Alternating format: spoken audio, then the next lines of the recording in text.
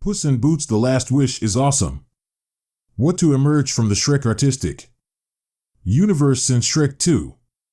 This may genuinely be my undisputed top choice anime film to come out this year. It may not be your main, yet this is making it into many individuals' main fives without any problem.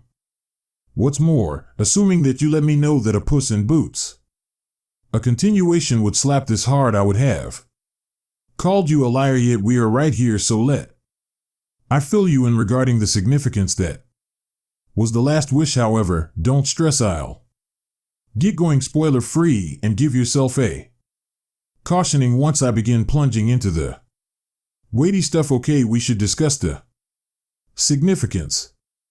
Likewise, heads up, there will be a little of film from the first Puss in quite a while. The film I want is the B-roll film stone. The theaters and every one of the trailers is thoughtful of the equivalent.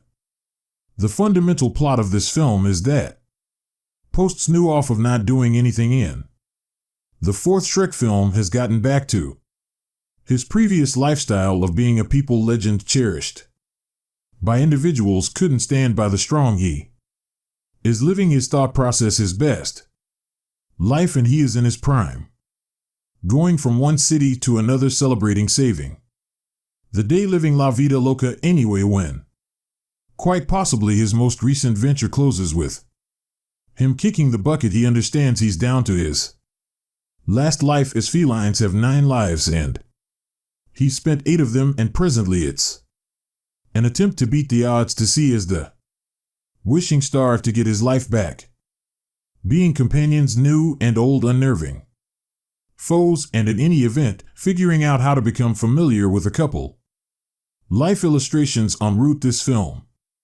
truly feels like it was tailor-made for me, as I can't undersell the amount of it impacts me and takes care of my specific dim awareness of what's actually funny, on the off chance that you were to go only absolutely by the film's promoting. You're not prepared for how dull this film will go, and the topic that it handles, the trails, aren't a piece deceiving, yet they not in a not so great kind of way, as it presents an addition to sort of about to exit the workforce, yet the truth is an addition to his whole mental self-portrait is broken in the principal demonstration of this film.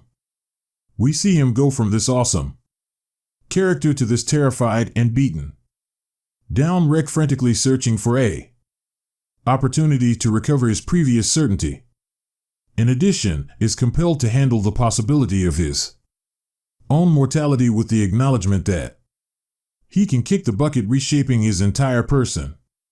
He creates uneasiness and starts having an alarm assaults. He begins addressing how he needs to carry on with his life versus how he lived it. The subject has taken much more genuinely than you expect, simply going through the trailers and how they blow through how Puss passed on beforehand, yet this winds up working entirely later in.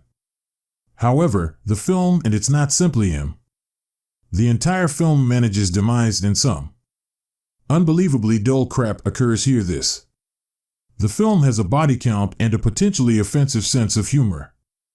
Is simply so great at inspiring him to giggle at the miscreants getting harmed horrendously, just to then pivot and astonish the crowd. I love dim shows, I love Rec Poo, yet there's generally something about seeing the dull subject, the matter being pulled off overall crowd media, that generally hits. And sure, you can show me some awful symbolism, be that as it may, on the off chance that you do a lot of it simply the standard, it loses the capacity to stun you.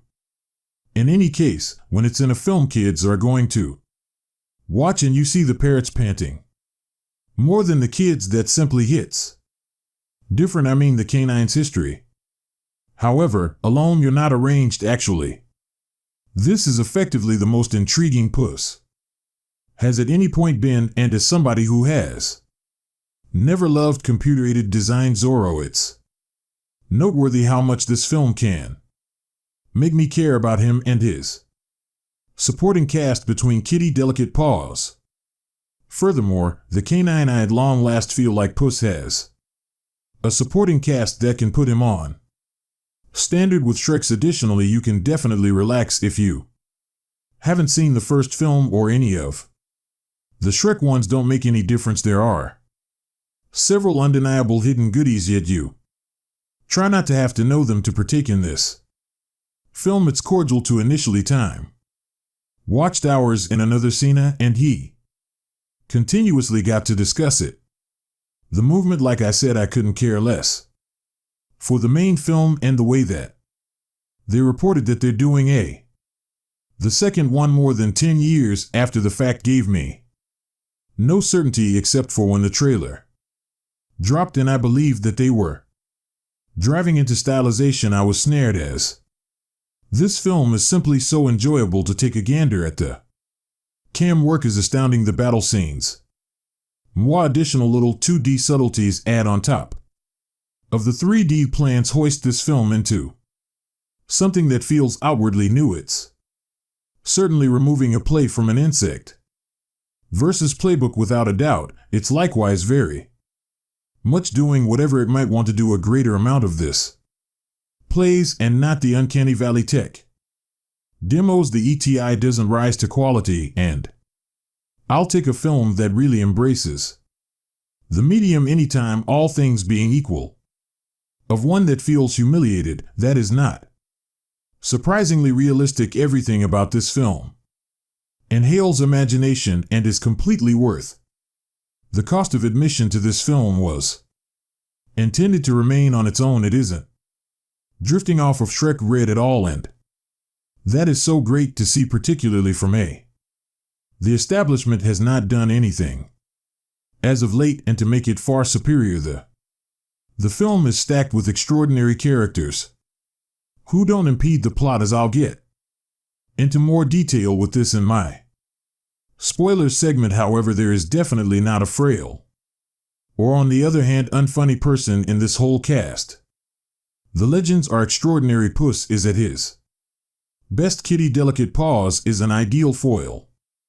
The genuine scene stealer, however, may in reality be the canine who I could have sworn planned to be the most horrendously terrible. However, he's a irreplaceable asset who is perfect in both parody and the slow scenes, and they all fit only flawlessly into this plot. This film doesn't drag. It is generally going. It is continuously using its cast, both for the account and the topics that it's going for. Jack Horner is wonderful in how proudly malicious he is. The point at which we're seeing some weighty scenes with different characters will just slice to him simply doing a terrible things all of his players for parody, and that is so great, since it is only a much needed refresher, as we'll have all these different person minutes come back to him to understand he's a static character, and he is claiming it is the wolf is effectively the coolest fucking character in this film, as the man feels like a blood and gore flick. Miscreant Goldilocks and the three bears are amazingly well created. They are essentially the second gathering of principal characters in this. They figured out how to feel less like lowlifes and more like the legends unto themselves. It really does once in a while feel like they're inclining toward them for spin-off lore, yet in the film they're great. They are convincing and get probably awesome snickers in the film, and the way that we have such countless characters, every one of them is utilized impeccably. There is no drag. It is only so really great for me, since I swear 2022 has been the extended period of overstuffed projects. For me, my main genuine grievance for this film is incredibly minor and generally individual taste, like the dumb number of pre-film adverts jerk off the theater-going experience. Yes, Nicole, going to the auditoriums is extraordinary. You know what might improve it? Beginning the film 10 minutes sooner.